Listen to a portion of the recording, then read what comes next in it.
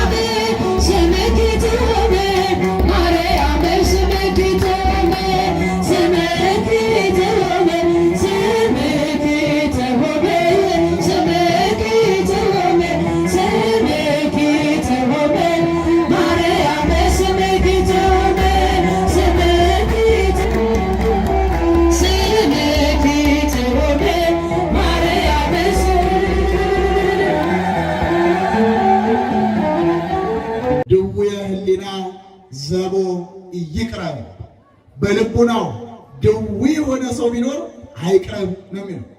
አይቅረብ፣ ወደ ጸሎቱ አይቅረብ፣ ወደ ጾሙ አይቅረብ፣ ወደ ሥጋው ደግሞ አይቅረብ፣ ወደ ቅድሳቱ አይቅረብ። ዘቦ ድዌ ሕሊና፣ ልቡናው ድዌ የሆነበት ሰው ማለት ነው።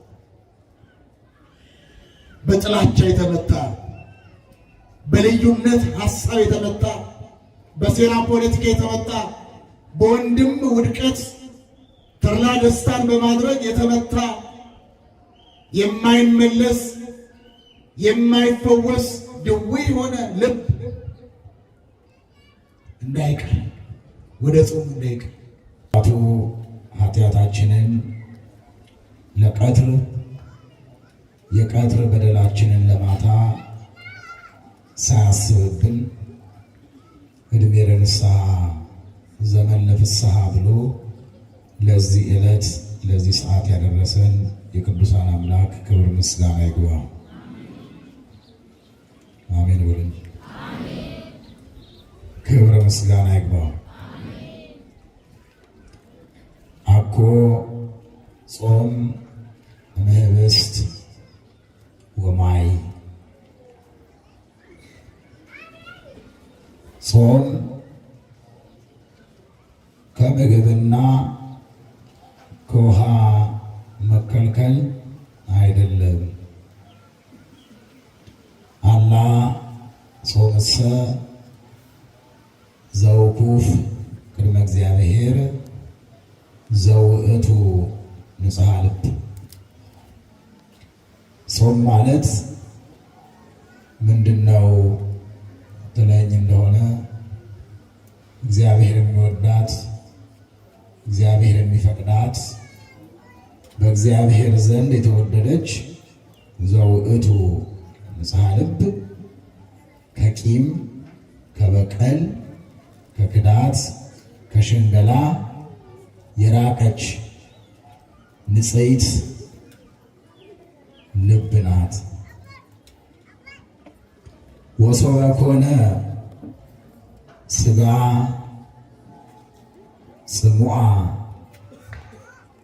ወነፍስሰ ትበልዕ መፍቅዳት ምንትኑ ረባሁ ለጾምከ። ሥጋህ ቢራብ ሥጋህ ቢጠማ ሰውነትህ ቢጎሰቁል ወነፍስሰ ትበልዕ መፍቅዳት ነፍስህ ግን ከእኩያት ፍትወታት ኃጣውእ ካልተለየች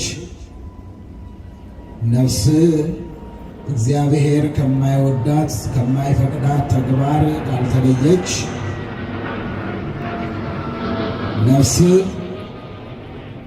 ሕግ ባለው መጽሐፍ ባዘዘው እግዚአብሔር በወደደው መኖር ካልቻለች ምንትኑ ረባሁ ለጾምከ የጾምህ ጥቅሙ ምንድነው ይላል። የቃሉ ባለቤት እግዚአብሔር አምላካችን ክብር ምስጋና ይግባው። አባቶቻችን ሃይማኖታቸው የቀና ምግባራቸው የረታ ሃይማኖትን ያቀኑ ያረቱ ቅዱሳን ሰለስቱ ምዕት የተናገሩት ኃይለ ቃል ነው። በአንቀጽ በፍትሕ መንፈሳዊ በአንቀጽ 15 ላይ ክርስቲያኖች እንዴት መጾም እንዳለባቸው ለማስረዳት እንዴት ጾሙን ማሳለፍ እንዳለባቸው ሥርዓትንና ደንቡን ለማጠየቅ የተናገሩት ቃል ነው። አንዳንድ ጊዜ ከምግብ ስለተከለከሉ ውሃንም ስለጠው ወይም እስከ ከሰዓት አምሽተውም ቢሆን ስለበሉ ጾመናል፣ ከኛ በላይ ማን ጸዋሚ ማን ታራሚ አለ ብለው ለሚታበዩ ሰዎች የተናገሩት ትእዛዝ ነው። እንደምታውቁት የአብዛኞቻችን ጾም የተሰናከለ ነው። ከምግብ ብንከለከል ከኃጢአት አንከለከልም። ከውሃ ብንከለከል ከአልኮሉ ብንጠበቅ እግዚአብሔር ከማይወደው ግብር መለየት አልቻልንም። ስለዚህ አባቶቻችን ቅዱሳን ሰለስቱ ምዕት ስለ ጾም በተናገሩበት ስለ ጾም ባስተማሩበት ጾምንና ስርዓቱን በደነገጉበት በፍትሐ ነገሥት ፍትሕ መንፈሳዊ አንቀጽ 15 ቁጥር 598 ላይ አኮ ጾም እምህብስት ወማይ ከምግብ ብቻ የተከለከልከው ከአልኮሉ ከመጠጡ ብቻ የተከለከልከው ወዳጄ ማለታቸው ነው። አኮ ጾም እምህብስት ወማይ ጾም ማለት ከውሃና ከምግብ ብቻ መከልከል አይደለም ማለት ከምንና ከምን ከምግብና ምን ብቻ እንዳትረሱ። ጾም ማለት ከውሃና ከምግብ መከልከል ብቻ መተው ብቻ አይደለም። ምናልባት ይሄ መመሪያ አንደበታችን እህልን ጾሙ፣ ውሃን ጾሙ፣ ነገር ላልጾመ እጃችን በጠዋት እንጀራ ባይቆርስ እጃችንን ግን ለስርቆትና ደም ለማፍሰስ በሰው እንጀራ ላይ አሸዋ ለመነስነስ ለምንሽቀዳደም ሰዎች ጥሩ ትምህርት ነው። ጾም ማለት ከውሃና ከምግብ ብቻ መከልከል አይደለም ያለው። አንዳንዶች አክፍለው ስለዋሉ ውሃ ሳይቀምሱ መጠጥ ሳይቀምሱ እንዲሁ እስከ ከሰዓት አንዳንዴም ሲበረቱ እስከ ማታ ስለቆዩ ከነርሱ በላይ ተአራሚ፣ ከነርሱ በላይ ጸዋሚ፣ ከነርሱ በላይ ብርቱ ክርስቲያን ያለ አይመስላቸው። ነገር ግን ምን ታረጉታላችሁ? አንደበታቸው ሲራገም ይውላል። እጃቸው በሰው እንጀራ ላይ አሸዋ ሲነሰንስ ይውላል። ምን ታረጉታላችሁ? ልባቸው አልነጻም። ቂምን፣ በቀልን፣ ክህዳትን፣ ሽንገላን ይዘዋል። አይምሯቸው አልጸዳም። እጃቸውም አልጸዳም። ሐሳባቸውም አልጸዳም። ሰብሰብ ባለ በአይምሮ ንጽሕት የተሰበሰበች የተቋጨች የጾም ስርዓት የላቸውም። ከምግብ ብቻ ነው የተከለከሉት። እግዚአብሔር ከእንደዚህ ያለ ሕይወት ሁላችንን የሚሰውረን። አላ ጾምሰ ዘውኩፍ ቅድመ እግዚአብሔር ዘውእቱ ንጽሐ ልባም። ታዲያ ጾም ማለት ከምግብ መከልከል አይደለም ካልከኝ፣ ውሃ ለመጠጣት ምግብ አለመብላት አይደለም ካልከኝ፣ ታዲያ ጾም ማለት ምን ማለት ነው ትለኝ እንደሆነ ይላሉ ሰለስቱ ምዕት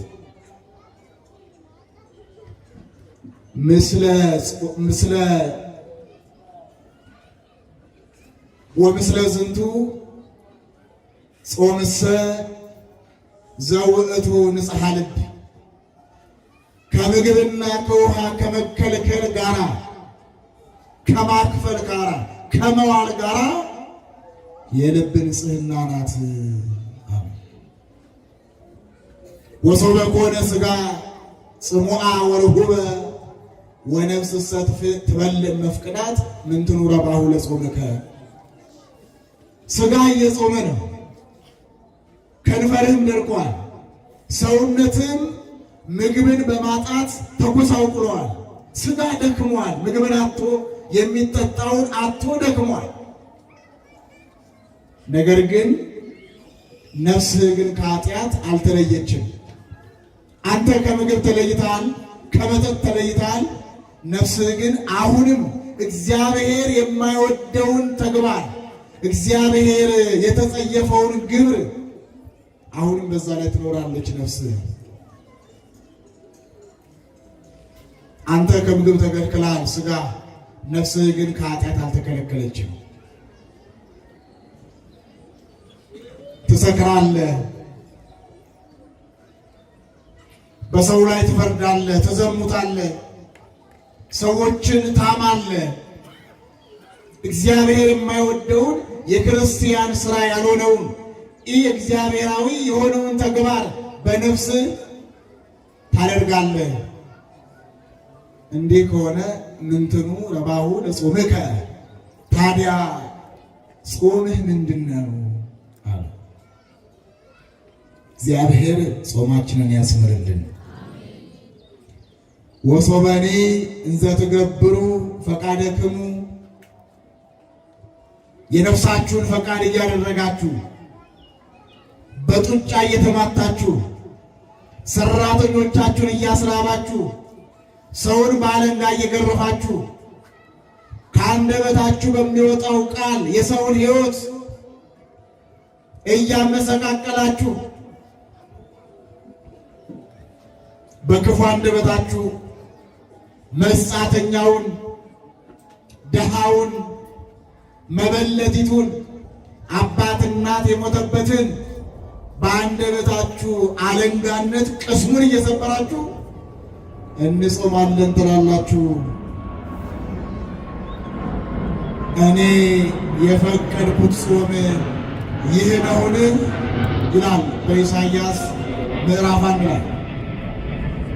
ፈቃዳችሁን ታደርጋላችሁ እንደፈለጋችሁ።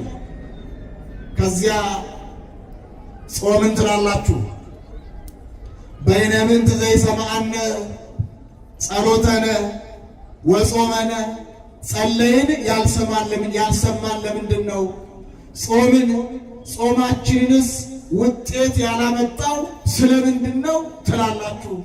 በውኑ እኔ የምሻው ጾም እንዲህ ያለ ነውን? ይላል።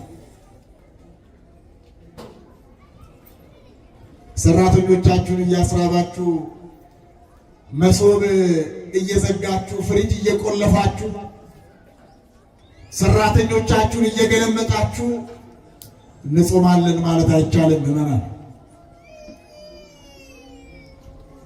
ለነፍሳችንም ለስጋችንም የማይሆን ተግባር እያደረግን በዚህ በኩል እንጾማለን ብንል አይሆንም። ኢትዮጵያዊው ቄርሎስ የተባለው አባታችን ቅዱስ ያሬድ እንዲህ ይላል፣ ይልቁንም ወፈድፋደሰ በጊዜ ጾም፣ ይልቁንም በጾም ወቅት ይጹም ዓይን እምርእየ እከይ ይላል። ዓይን ክፉ ነገር ከማየት ይጹም። ምን ከማየት አልኳችሁ? ንገሩኝ እንጂ። የወንድምህን ክፉ ነገር ከማየት ያቁም፣ ይከልከል ማለት ነው። ዓይን ልቡና የወንድምህን በደል፣ የወንድምህን ክፋት፣ የወንድምህን ውድቀት፣ እግዚአብሔር የማይወደውን ግብር ከማየት ዓይኖቻችሁ ይቆጠቧል። ወእዝንኒ እምሰሚ፣ ጆሮም ኃላፊ ጠፊ ፈራሽ በስባሽ የሆነውን ነገር ከመስማት ይከልከል። እዝነ ልቦና ጆሮአችሁ ነውርን ነገር፣ የሰውን በደል፣ እግዚአብሔር የማይወደውን ነገር፣ ለክርስትና ሕይወታችሁ የማይመጥነውን ነገር ከመስማት ይከልከል ብሏል። ወገኖቼ በዚህ ሰዓት ላይ ሰው የወንድሙን በደል ካላየ፣ የወንድሙን ድቀት ካልሰማ፣ ውድቀት ካልሰማ ቡናው እንዴት ይጠጣችኋል? ጊዜው እንዴት ያልፋል? በሚዲያው ላይ አጥብቀው የሚሰሩ ሰዎች እንጀራቸው ምን ይሆናል? ምን ሚዲያው ሁሉ ሰበር ነው አይደል? ሰበር ዜና ማለት ምን ማለት ነው? የተሰባበረ ወልጋዳ የማይጠቅም የማይረባ ማለት ነው። ሰባራ ማለት እኮ ነው። ሚዲያዎቻችን ለሕዝባችን የሚያሳዩት የሰዎችን ድክመት ነው። ሰውም መስማት የሚፈልገው ማየት የሚፈልገው መጥፎውን ነገር ነው። ቅዱስ ጳውሎስ ይትስማ ውዴተ ላዕለ ብጽሕከ፣ በወንድምህ ላይ ክፉ አትስማበት ይላል። እስኪ በሉ ምዕመናን፣ በወንድምህ ላይ፣ እዚህ ላይ ሲሆን ድምፃችሁ ያዛረጋችሁ በደንብ በሉ። በወንድማችሁ ላይ ክፉ አትስማበት። በወንድምህ ላይ በሉ ክፉ አትስማበት። በዚህ ሰዓት ላይ በተለይ አሁን ባለንበት ሰዓት ጾማችንን፣ ጸሎታችንን፣ አስተቆታችንን ሙሉ ሰባራ ያደረገው ወደ እግዚአብሔር እንዳይሄድ ያደረገው ያልነጻ ጆሮ አለን። የሰውን በደል በመስማት የተሸከመ ያልተደላደለ በቃለ እግዚአብሔር ያልጠራ ልቡና አለ። በቂም በበቀልና በክዳት የታለለ ይህ ተይዞ ነው እንግዲህ ክርስትና። የክርስቲያን ልብ የሐምሌ እርሻ ነው። ክርስቲያኖች የማን እርሻ አልኳችሁ? እኔ ገበሬ ልጅ ስለሆንኩ ነው። የሐምሌ እርሻ የለሰለሰው ባዶ እግራችሁ ብትሄዱ ምቾት አለው። ከምትተኙበት አልጋ ከምትቀመጡበት ሶፋ የበለጠ ልስላሴ ያለው የሐምሌ እርሻ አይረባም አይጠቅምም ተብሎ የተጣለውን ዘር ያበቅላል። የሐምሌ እርሻ ለስላሳ ነው። እንደ ግንቦት እንደ ሚያዝያ እርሻ አይደለም። የግንቦት የሚያዝያ እርሻ ንጹህ ስንዴ አይደለም፣ የተበላሸ እህል አይደለም። ንጹህ እህል ብትጥሉበት አያበቅልም። ክራራ ነው መሬቱ፣ ደረቅ ነው መሬቱ። የሐምሌ ግን ለስላሳ ነው። የክርስቲያን ልብ የሐምሌ እርሻ ነው። የተበላሸውን ያቃናል፣ የጎደለውን ይሞላል፣ የራቀውን ያቀርባል፣ የሳተውን ይመልሳል። ለእግዚአብሔር ለማደሪያነቱ የማይቆረቁር ትራስ ነው የክርስቲያኖች ልብ። ምዕመናን እኛ የእግዚአብሔር ቤተ መቅደሶች ነን። እውነት አሰት ንገሩ። የእግዚአብሔር ምኖች ነን? ቤተ መቅደስ ነን፣ ማደሪያው ነን። እናንተ ለመኝታ ቤታችሁ እንደምትጠነቀቁለት እግዚአብሔር ለቤቱ ለማደሪያነት ይጠነቀቃል። በመኝታ ቤታችን የማይሆን ሽታ፣ ደስ የማይል መዓዛ ካለ አንተኛም፣ አናድርበትም፣ እንተወዋለን። እግዚአብሔር በእኛ ማደሪያነት ሲመጣ ስብዕናችን ይቆረቁረዋል። ትሑት ልቡና የለንም፣ መልካም ስብዕናም ከኛ ርቋል። ለምን? የለሰለሰ ልቡና የለንም። ጾማችን ከምግብ ከውሃ ከመከልከል ባሻገር ምን አለው? በእውነት የጠዋቱን ቁርሳችንን ለተራበ እንሰጣለን? ትርፍ ልብሳችንን እናጋራለን? ከምንበላው ከፍለን ከምንለብሰው ቀደን እንሰጣለን? አንደበታችን በእውነት የጾመ ነው? ልባችንስ ከቂምና ከበቀል የራቀ ነው? አይምሯችንስ ነስተዋል? ለእግዚአብሔር ክብር ይመጥናል? ይህ ሁሉ ሳይቃና ይህ ሁሉ ሳይስተካከል የሚደረገው ከእህልና ከውሃ መከልከል የአድማ ጾም ይባላል። አንዳንድ የምናውቃቸው ዶክተሮችም አንድ ቀንም ሁለት ቀንም ሳይበሉ ያድራሉ። ምንድነው ስንላቸው ለጤንነት ጥሩ ነው፣ አንዳንድ እህቶቻችን ደግሞ ለደም ጥራት እንዲሁም ለውበት ጥሩ ነው ይላሉ። ከምግብ መከልከል እንዲያው እንደ ትልቅ ነገር ባታዩት ዋናው ጾሙ ከውስጥ ጀምር እያልኳችሁ ነው። በላይ በሚታየው ነገር ከምግብና ከውሃ ጋር ብቻ በተቆራኘ አስተሳሰብ ከእንደዚህ አይነት ሀሳብ እንውጣ እያልኳችሁ ነው። ውስጣችን መጾም አለበት። አይምሯችን መጾም አለበት። የብዙዎቻችን ጾም የብዙዎቻችን ጸሎት እንደምታውቁት ቂም አለው፣ በደል አለው፣ ምቀኝነት አለው፣ ክዳት አለው። በልቡና ላይ ክፉ ሀሳቦችን በማመላለስ የሚደረግ የጾም ስርዓት ነው በአብዛኞቻችን ይዘን የምንኖረው። እመቦ ድውየ ህሊና ዘቦ ይቅረብ። በልቡናው ድዊ የሆነ ሰው ቢኖር አይቅረብ ነው የሚለው። አይቅረብ፣ ወደ ጸሎቱ አይቅረብ፣ ወደ ጾሙ አይቅረብ፣ ወደ ሥጋው ደሙ አይቅረብ፣ ወደ ቅድሳቱ አይቅረብ። ዘቦ ድውየ ህሊና፣ ልቡናው ድዊ የሆነበት ሰው ማለት ነው።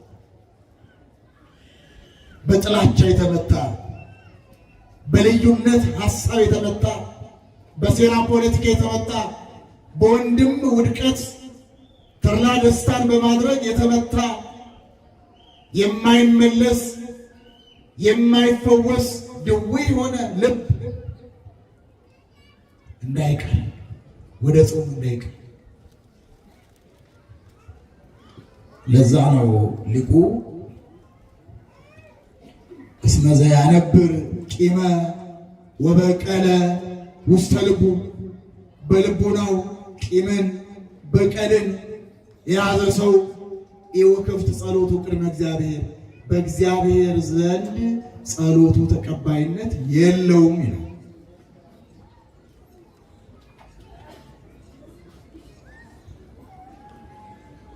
እስመ ዘያነብር ቂመ ወበቀለ፣ ቂምና በቀልን ክዳትና ሽንገላን በማኖር ጾምን የጀመራችሁ ሰዎች ራሳችሁን ልታጤኑ ይገባል።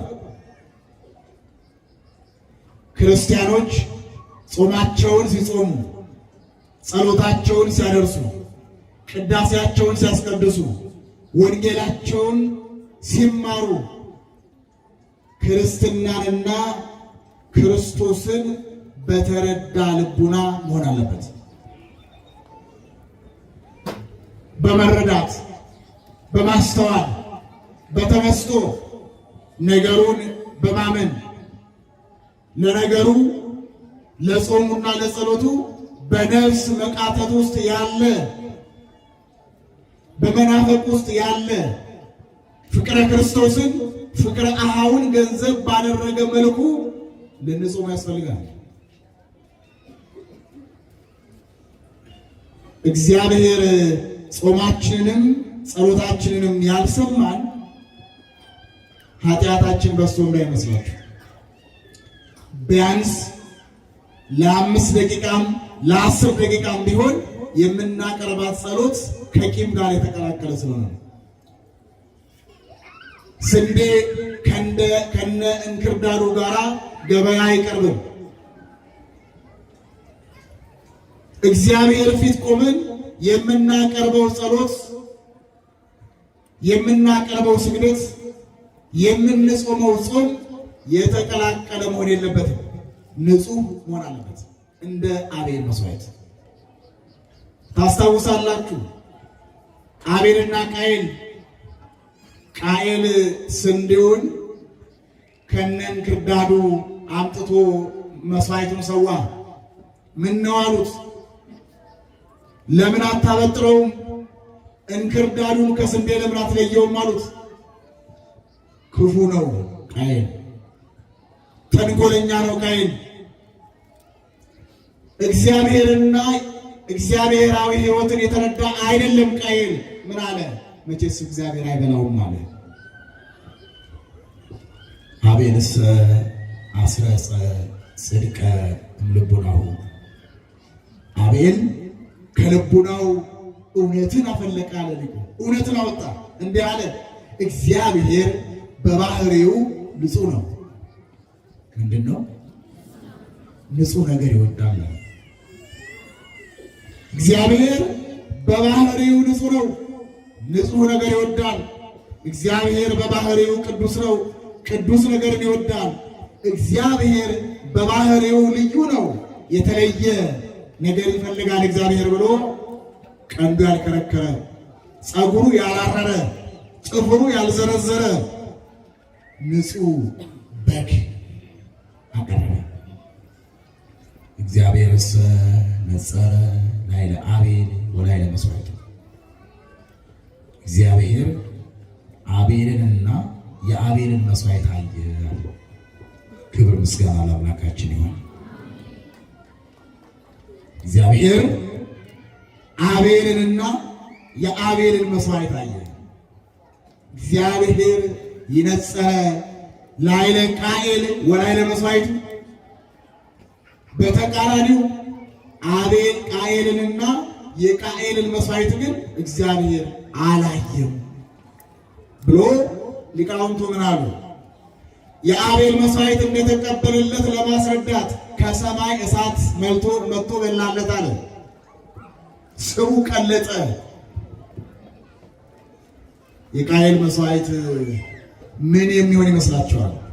ንጽሕና የሌለው፣ ቅድስና የሌለው፣ ድፍረት የተቀላቀለበት፣ እግዚአብሔርን አለመፍራት ያለበት፣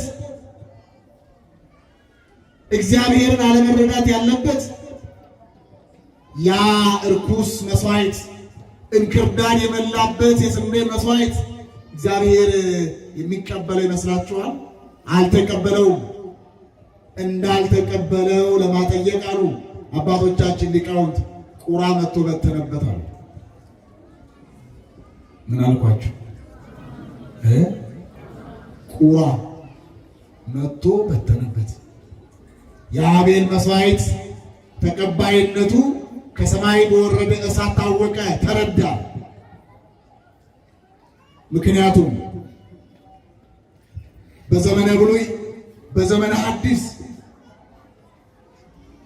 መስዋዕት በተሰዋ ጊዜ ይልቁንም በዘመነ ብሉይ መስዋዕቱን እንደተቀበለላቸው ማረጋገጫቸው ከሰማይ እሳት ወርዶ ሲበላው ነው። ቁራ በተነበት አለ ቃየል። እግዚአብሔር ጸሎታችንን አይበትንብን፣ ጾማችንን አይበትንብን።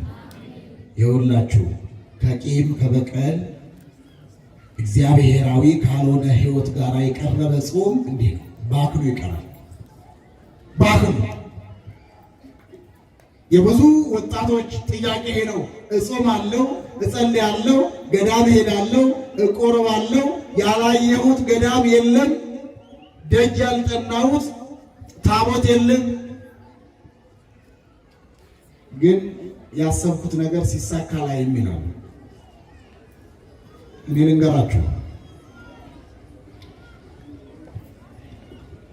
ስውሯን ብትሄዱ፣ ጻድቃኔን ብትሄዱ፣ ዝቋላን ብትሄዱ፣ ደብረ ሊባኖስን ብትገቡ፣ ግሸንን ብትወጡ፣ ተራራው ላይ ኢየሩሳሌምን ብታቀቡ፣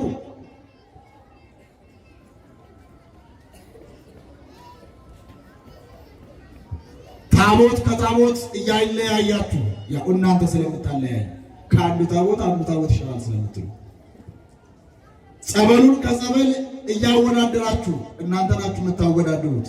አስተምሮ ባይኖረው አንዱን ገዳም አቆሳችሁ አንዱን ገዳም ትልቅ አድርጋችሁ ብትጓዙ፣ አጥሪያችሁን ንቃችሁ ጀርባችሁን ሰጣችሁ ለአጥሪያችሁ ብዙ ርቀት አቋርጣችሁ ብትሄዱ፣ ንስሐ አባታችሁን ንቃችሁ ከንስሐ አባታችሁ ተደብቃችሁ ገዳም ወይ አንድ ቦታ ላይ ካገኛችሁት አባት ንስሐ ብትገቡ፣ ወደ ቀኝም ወደ ግራም ወደ ፊትም ወደ ኋላም ብትታትሩ ብትደክሙ ብንደክም ከእንክርዳድ ጋር ያለ ስብዕና ክርስትናንና ክርስቶስን ባለመረዳቱ ውስጥ ባለ ልቡና ብንቃትት ዋጋ የለውም፣ ዋጋ የለውም። እኔ ያሁን ያለነውን ኦርቶዶክሳውያንን ሳስብ በአይምሮ ላይ የሚመጣው ማኒ ነው። ማኒ ታሃራሚ ነበረ፣ ጸዋሚ ነበረ። አባቶቻችን አንዳንዶቹ 30 ዓመት ዘግቶ ኖረዋል ይላሉ። አንዳንዶቹ ደግሞ የለም 60 ዓመት ዘግቶ የኖረ ባህታዊ ነው ይላሉ። እኔ የምፈልገው ዋናው ነገር ማኒ ለብዙ ዘመን በክርስትናው ጉዞ የተጓዘ ነው። በጾምም ጸዋሚ ነው፣ በጸሎትም ጸላይ ነው፣ በስግደትም የሚሰግድ ነው። እንደርሱ ለቤተ እግዚአብሔር ቅርብ ያለ አይባልም ነበረ። ከዕለታት አንድ ቀን አህያው ጠፋበት። አንድ አህያ ነበረው። ምናልባት ጥሬውን የሚያጓጓዝበት ይሆናል። ቢፈልገው አጣው። ጸሎት ሊያደርግ አጣው። ወደ ቀኝም ወደ ግራም ቢፈልግ ጸበል ቢረጭ የለም፣ አልገኛል አህያው። እንዴ የሁሉ ዘመን ዘግቼ በጾም በጸሎት የኖርኩት የኔ ጸሎት አንድ አህያ ማስገኘት አቃተው አለ። ስለዚህ ምን አለ? አልባቲ ሰራኢ ወመጋቢ ለዛቲ ዓለም፣ ይህች ዓለም ፈጣሪም ሰሪም መጋቢም የላትም፣ ዝም ብላ በልምድ ትመላለሳለች አለ። እግዚአብሔር ከእንደዚህ አይነት ክደት ይሰውረን። አሜን በሉ። ይሄ ከባድ ባህታዊ እኮ ነው። እስከ ዛሬ ድረስ ማኔ እኮ ይህች ዓለም ሰሪ የላትም፣ ፈጣሪ የላትም፣ መጋቢ የላትም ብሎ ተናገረ ተብሎ ክህነቱ ይነገርለታል። ሕይወቱ እንዴት ይመስል ነበረ ካላችሁ የብዙ ዘመን በብዙ ርቀት ውስጥ ያለ በክርስትና የኖረ ነው። እባካችሁ ጥቁሩ ፀጉራችን ነጭ ይሁን፣ እግራችን እስኪቀጥን ድረስ ወደ ቤተ እግዚአብሔር ብንመላለስ፣ ሀገር ውስጥ አይደለም ከሀገር ውጭ ገዳማት ብንሄድ፣ የተለያዩ አባቶችን ብናገኝ፣ ክርስትናንና ክርስቶስን የመረዳት ሕይወት በውስጣችን ከሌለ ዋጋ የለውም። እንመለስ እያልኳችሁ ነው። ጾማችን ከትህትና ጋር፣ ጾማችን ከፍቅር ጋር፣ ጾማችን ቂምን ከመተው ጋር፣ ጾማችን ሐሜትን ከመጥላት ጋር፣ ጾማችን ወንድምን ባለመክሰስ፣ ጾማችን በሰው እንጀራ ላይ አሸዋ ባለመነስነስ፣ ጾማችን ከምቀኝነት፣ ካሉባልታ፣ ከወሬ እግዚአብሔርና ሰውን ከማይጠቅም ከማያንስ ነገር በመከልከል መሆን አለበት። አንድ ታሪክ ልንገራችሁና ትምህርቴን ልጠቅልል፣ ምናልባት ያስተምረናል ብዬ ስለማስብ። ብዙ ድካም አለ ታውቃላችሁ። እንደ ይቅርታ አድርጉልኝና ብዙ ድካም ነው ያለብን። እኛ መድረክ ላይ ስንቀመጥ እናንተም ወንበር ላይ ቁጭ ብላችሁ ተሸፋፍናችሁ ቁጭ ስትሉ እንደው ጭንቀት የሌለ ውጥረት የሌለ እንደ ሁሉ ነገር የተሳካ ሁሉ ነገር የተሟላ ይመስላል አይደል? ወደ ቤታችሁ ስትሄዱ የተዋችሁ ነገር ይቀሰቀስባቸዋል። የትዳሩ ጉዳይ፣ የገንዘቡ ጉዳይ፣ የፖለቲካው ጉዳይ፣ የቤተ ክርስቲያን ችግር፣ የጎረቤት ችግር፣ የልጆች ችግር፣ የትምህርት ቤት ጉዳይ፣ ብዙ ነገሮች አሉ። አንድ ነገር መያዝ አለብን። ይህ ሕዝብ በከንፈሩ ያመልከኛል፣ ልቡ ግን ከኔ ርቋል ብሏል። አሁን ከንፈራችንን እንተውና ልባችንን ለእግዚአብሔር እንስጠው። ጌታ ሆይ ልቤን ውሰደው እንበለው። አፌ አይጠቅምህም፣ ልቤ ይጠቅምሃል። አይምሮ ውሸተኛ ነው። ዓይን ያየውን ጆሮ እጅ የዳሰሰውን እግር የተራመደውን ሙሉ እውነት ይመስለዋል። ልብ ግን ወንፊት ነው፣ ያጠራል። ልብ አርቆ ያስባል። ልብ ከነፍስ ጋር ተዋህዷለሁ። ኃላፊያቱን መጻያቱን ይለያል። ጌታ ሆይ ልቤን ውሰደው እንበለው። ልቤን አጥራው እንበለው። ልቤን ወልወለው እንበለው። ለዛ ነው ቅዱስ ዳዊት በረከቱ ይደርብን ፍጥር ሊተ እግዚኦ ልበ ንጹሐ። አቤቱ በሉ እስኪ ንጹሕ ልብን ምን በልልኝ። ይሄን ይሆናችሁ ሞተር ነው። የክርስቲያን ልብ እንደ ሐምሌ እርሻ ነው ከሚለው ጋር በተያያዘ አንድ ታሪክ ልንገራችሁ። ስንክሳሩ ኅዳር 13 ላይ ይነገራል። ጻድቁ ቅዱሱ ሰው አስከናፍር ይባላል። የሮም ንጉሥ ነው በጊዜው። ምናልባት እንዳሁኑ ሰፊ ግዛት ባይኖራትም የሆነ አውራጃ ገዢ ባለጸጋ እንደነበረ ይተርካል። ይህ ሰው በጣም ደስ የሚላችሁ ካህናት ባሉበት እርሱ አይጠፋም፣ እርሱ ባለበት ካህናት አይጠፋም። ጥያቄ ልጠይቃችሁ፣ ሰራዊት ባለበት ማን አለ? ንጉሥ አይደል? እግዚአብሔር ባለበት መላእክት፣ መላእክት ባሉበት እግዚአብሔር። አስከናፍር ባለበት ካህናት አይጠፉም፣ ካህናት ባሉበት አስከናፍር አይጠፋም። ይህ ስላችሁ አሁን እንዳለው ሁኔታ አይደለም። አሁን ምዕመናን ከካህናት ጋር ወደና ጀባ ናቸው። እስኪ ንስሐ አባቱን ማማሉ እንደ አንዳንዱ እኮ ትንሽ ነው ስግደት የሰጡኝ እኔ አባት አንዱ ሲሆኑ እንደ ብሎ የሚያማሩ እኔ አስታውሳለሁ። እዛ ሥላሴ ይመጣሉ። እዛ ቴዎሎጂ የሚማሩ አባቶች መነኮሳት አሉ።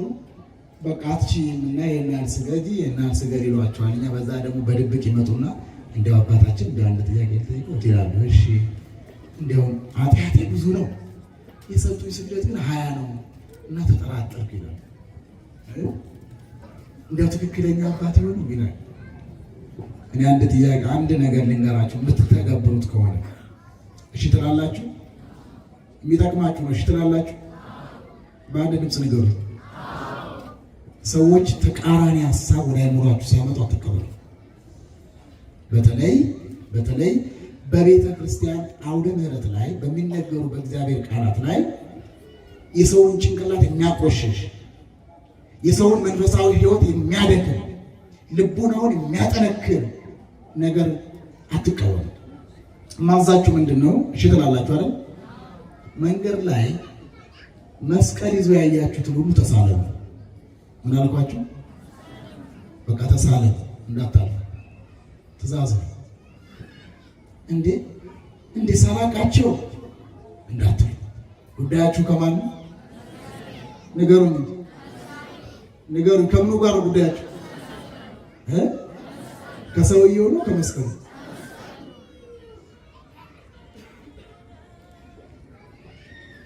እኔ አዝናለሁ። አንዳንድ ጊዜ ማዝንበት አንዱ ምንድን ነው? ሰሞኑ ላሊበላ ነበርኩኝ እና በእግራችን ብዙ ተጉዘናል። ሰው መጀመሪያ እዛ አካባቢ ምናልባት እዛ አካባቢ የነበራችሁ ሰዎች ታውቃላችሁ፣ አስቀድሞ መስቀል መሳለም ነውር ነው። በሀገሩ ባህል በጣም አስጸያፊ ነው፣ ነውር ነው። መጀመሪያ እግር ነው የሚሳለው። እግር ስላችሁ ጉልበት አይደለም። የካህናቱ እግራቸውን ይስማሉ መጀመሪያ፣ ከዛስ መስቀል ይሳለም። ይቺ ከተማስ ምን ትመስላለች? እንዲያው እናንተ እንዲያው አይደለም የማታውቁት ካህን አባት ቀርቶ የንስሐ አባታችሁ ጓደኛ ጋር ትሳለማላችሁ። የታውቃችኋል። ካህን እንዲህ ይባላል። የክርስቶስን መስቀል የያዘውን ሁሉ መስቀሉን ተሳለሙ፣ በረከት እንዳያልፋችሁ። ዝቋላ ገዳም ላይ አባ ዝምታ የሚባሉ አባት ነበሩ። ከ105 በላይ ዓመት ኖረዋል እዛ በነበሩ ጊዜ እና ታሪኩን የሰማሁት ከአባ ዝምታ በረከት ለመቀበል እያለ ሰው ከዚህ ጎርፋል አሉ። ከናዝሬት፣ ከደብረ ዘይት፣ ከአዲስ አበባ። እሳቸው የነገር ስላወቁ የት ይጠብቋቸዋል? ወንበር ማርያም ታውቁታላችሁ? ከዛ ከተራራው በታች ማለት ነው። ሰው ወደ ላይ ወጣው ተራራው፣ እሳቸው ወደ ታች ይጠብቋቸዋል። ተላለፉ መንገድ ላይ። እንዲያው አባታችን አባ ዝምታ የሚባሉ ያውቃሉ አሏቸው። እኔ አላውቅም አሏቸው። ራሳቸው ናቸው። እንደው ጸሎተኛ ናቸው ይባላል። ቡራኬ ለመቀበል ይሆናል ይባላል። እኔም አላወቅኩም፣ እሳቸው ናቸው።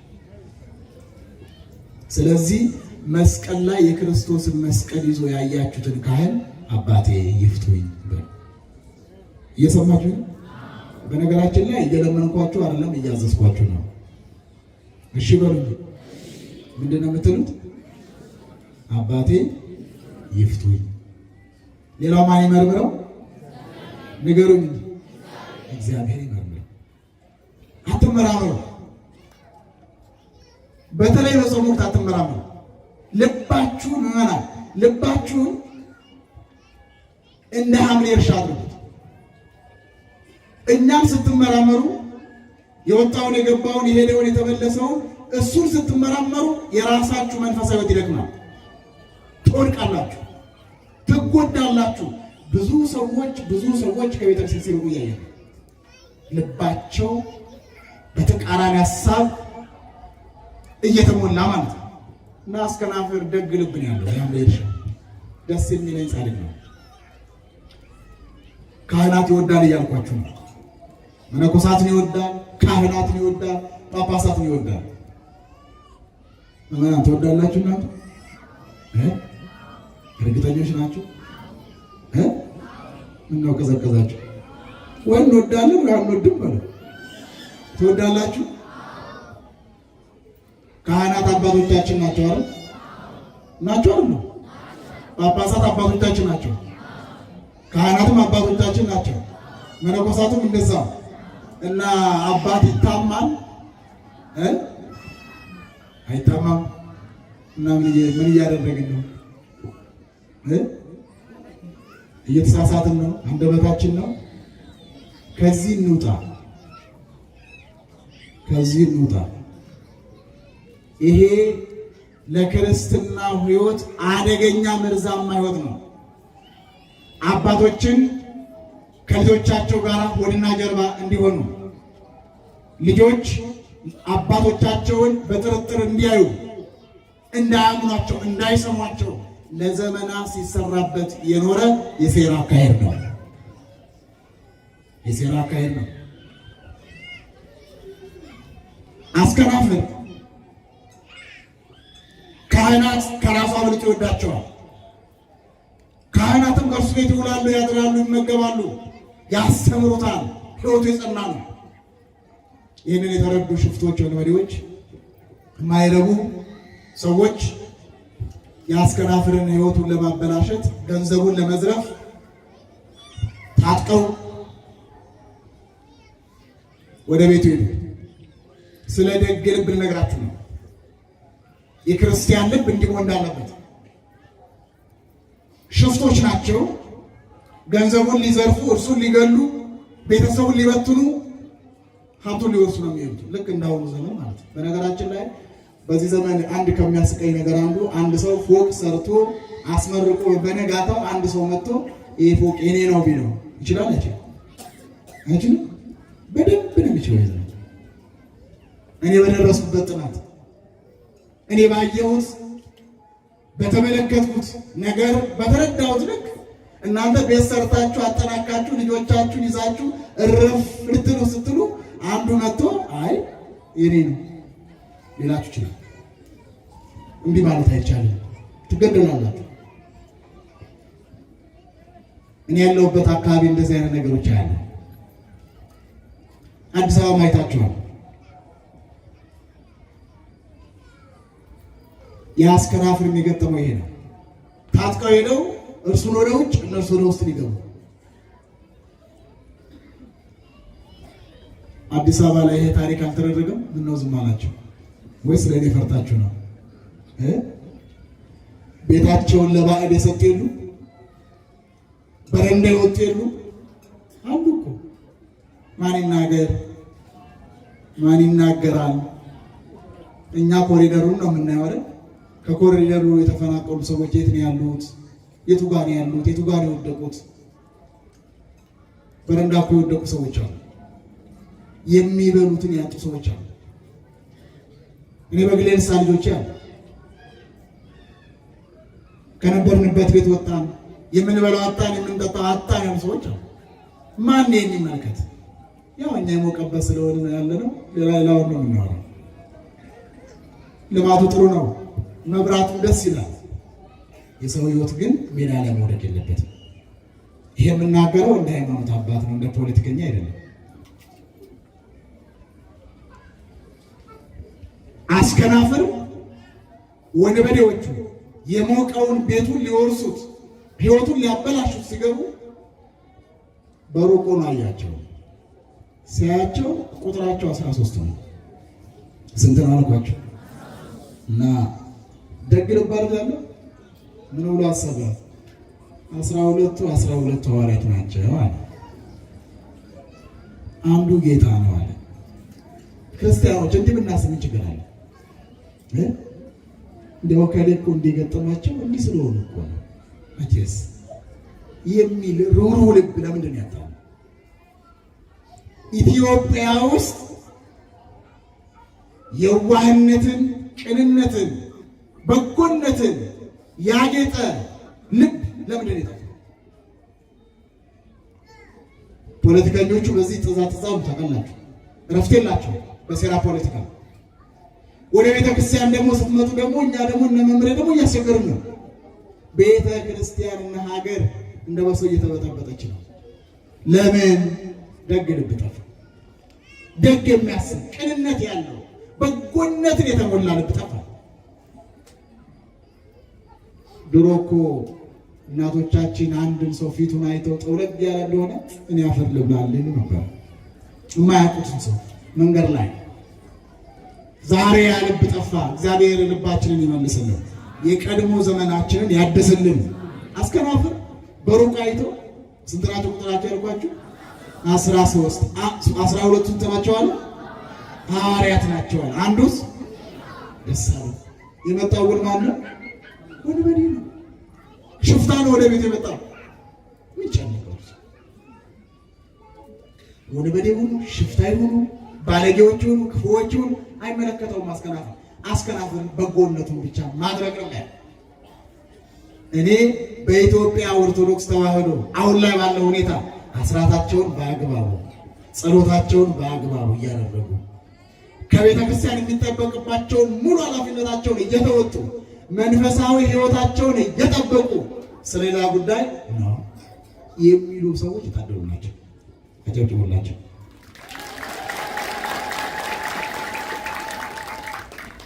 አስቸጋሪ ሁኔታ ባለበት ወቅት ተወሱ ብለው በጎነታቸውን ብቻ በቤተ ክርስቲያን ጉልላት ላይ የተሰቀለውን መስቀሉን ብቻ በማየት በቀራንዮ ላይ የፈሰሰውን ደም የተቆረሰውን ሥጋ ብቻ በልቦናቸው በርዕሰ ልቦናቸው ላይ ሰቅለው በቤተ ክርስቲያን የሚሆን በሀገር ላይ ትርምሱን ረስተው በበጎ ክርስትና የሚመላለሱ ክርስቲያኖች የታደሉ ናቸው። በእውነት የታደሉ ናቸው። ማን ያልተነካካለ? ማን ያልኮነናለ? ማን ያልተሳደባለ? ማን አንዱ በአንዱ ኃጢአት ያልገባ ያልተናገረ ያልኮነናለ? ማን አለ? እነዚህ ግን የታደሉ ናቸው። እንዳስከናፍር በጎነትን ያላቸው ክቡራን ናቸው፣ ንዑዳን ናቸው፣ ክብር ይገባቸዋል። አስከናፍር ደስ አለ፣ ወደ ቤቱ አስገባቸው። ቁጭ በሉ አላቸው እና እግራችሁን ልጠቡ አለ። አይሆንም ማለት አይሆንም አንታጠብም ማለት። ምክንያቱም እነሱ ስለ እግር መታጠብ አይደለም ግዴታ ነው፣ በረከት ነው አለ። ይጠቃቀሳሉ። እንዴት አድርገን እናጥበው? በግድ አንደኛውን እግር አጥቦ ሲጨርስ ውሃውን ያጠራቅመዋል።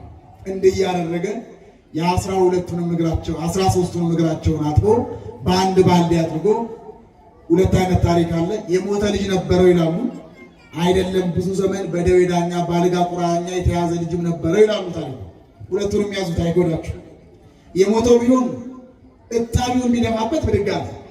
የታመመውን ቢሆን እጣቢውን ቢደፋበት አባዬ ብሎ ዳነ ይላል። ክብር ምስጋና ለአምላካችን ይሁን። እየተንደረደረ ሄዶ ጌታዬን አሳዩኝ አላቸው። የት ነው ጌታዬ ያለው? ኢየሱስ ክርስቶስ የቱ ጋር ያለው? ንገሩ። የቱ ጋር ያለው? እናንተ 12ቱ ሐዋርያት ናችሁ። አንዱ ጌታችን ኢየሱስ ክርስቶስ ነው። በመካከላችሁ አሉ። በሰው ተመስላችሁ መጣችሁብኝ፣ ንገሩኝ ብሎ ስቅስቅ ብሎ አለቀሰ። አቤት የደግ ሰው ልቡ!